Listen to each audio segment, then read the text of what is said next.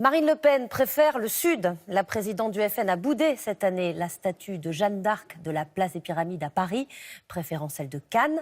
Elle a ensuite rejoint Nice pour ce qui ressemblait au lancement de sa campagne européenne. Elle avait rendez-vous avec les leaders des autres partis nationalistes d'Europe, Thierry Curtet, Frédéric Crottat et Raymond Chapelard. 8 drapeaux européens, 8 partis populistes. Marine Le Pen avait invité ses homologues à Nice pour le lancement de sa campagne européenne.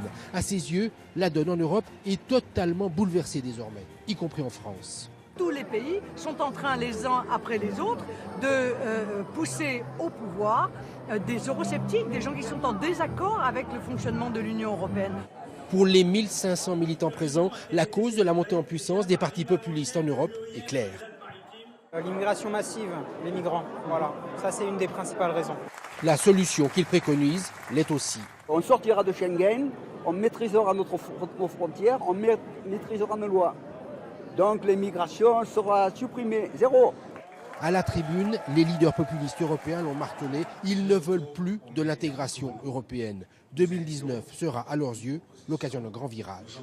C'est un moment décisif, je dirais, l'année prochaine pour les Français, tant que pour les autres peuples d'Europe. Quel genre de coopération européenne va guider l'avenir de l'Europe?